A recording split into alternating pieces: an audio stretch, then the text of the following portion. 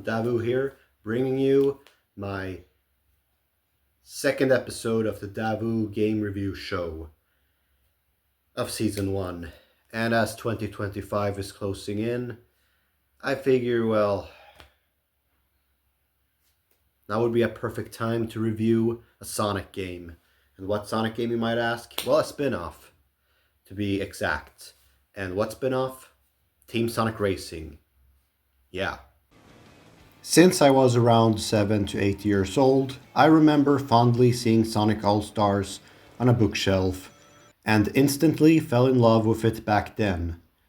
I no longer own a copy, but I remember playing it at a friend's house, and that was the first, one of its kind, and showed that a proper racing Sonic spin-off could be done properly and right. While it featured a ton of Easter eggs from other Sega characters like Billy the Hatcher, and the sequel, Transformed, include Wreck-It Ralph, but I never got around to playing that one. And then flash forward to 2019, and Sumo Digital finally thought it was about time to make a third and final installment to this franchise. While I would not consider myself a Sonic fan, I have been reminding people of something akin to a furry in social interactions from before. But since I've distanced myself from these people as they were manipulative assholes, this was back during my high school years when I had no one to talk to, and eventually became suicidal from all the depression and hard work at my first year back in high school. Anyway, back to the game. This game, as I've had a track record of previously shitting on due to lacking characters like Espio and Charmy, and while Silver's team, along with Blaze from 06, didn't have anyone, I thought it was a missed opportunity to include someone like Marine the Raccoon, or a more recent example in the Sonic lore, Styx the Badger from Sonic Boom. Anyway, while this game has a lack of characters, I imagine they did it this way so that it wouldn't be so obvious when playing online. While characters people tend to or favor more. There are three kinds of characters in this game, like in Sonic Heroes on the GameCube. There are speed, flight, and power type characters.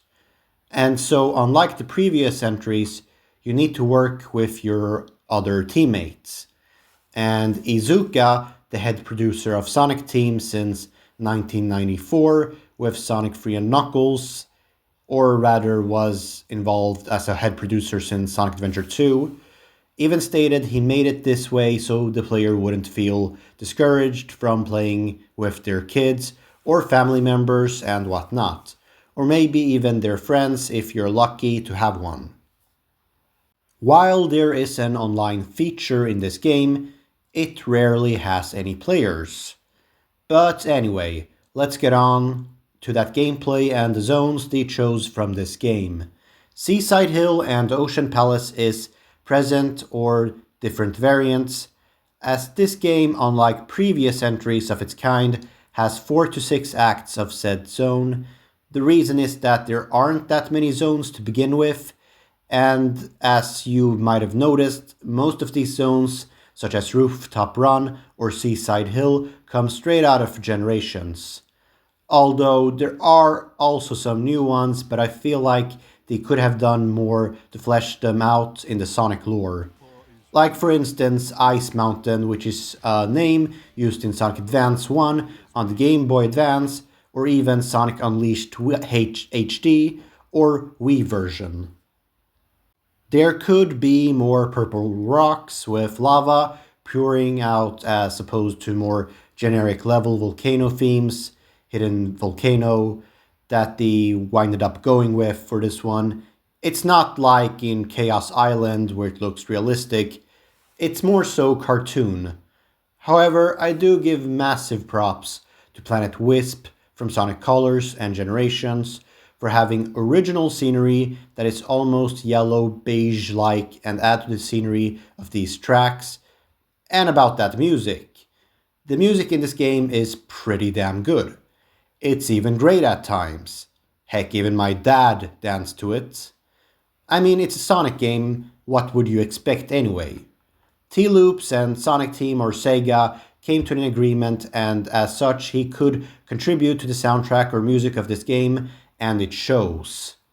They are well worth a listen to, even in Sonic Generations mods, when you run through stages that are fan made and can be found in Sonic Generations mods folder on Steam, which, by the way, the original Generations is getting delisted, so if you don't own a copy of the original Generations, you better get to it, as delisting it would mean the loss of a ton of fan mods.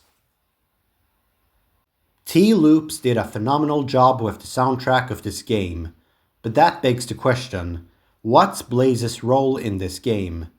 Yeah, I know she's a fan favorite, but I couldn't help but to find her dialogue odd.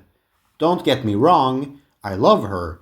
I've had my toy from Jazz Wars since I was 14, so for 10 years at this point, and it's the best figure ever made of her, and I'm keeping it until my deathbed because of how well Jazz Wars, who no longer produce Sonic toys since ages ago, even though they didn't do Omega or Rouge, I just think they could have done way more with Blaze's character here in this game, even though I can understand how Sonic Team abandoned Silver since '06, but what's the excuse here with Blaze the Cat? What's the story of this game, you might ask? Well, it's an underwhelming story with a clear twist in the end. There isn't much to it outside of it. While Sonic fans tend to criticize Sonic stories for being kid-friendly in the meta era, with games such as Colors and onwards, I found myself just skipping the cutscenes as they are barely worth noticing or criticizing. Anyway, is this game worth it in 2024? Yes, but also no.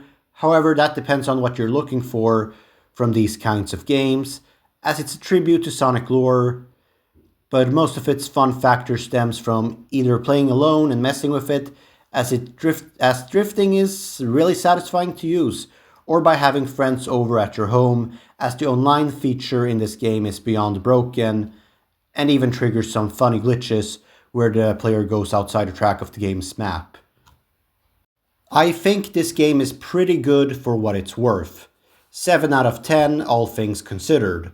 It's a solid entry to newcomers who haven't played any of the other games in the series, and I would have given it a high rating, about an 8 if Sega and Sumo Digital didn't abandon this game for a long time up until this point. However, as it stands, it's a pretty good game, and honestly, it's a great racing game if you plan to play it locally with a friend or someone you can hang around with.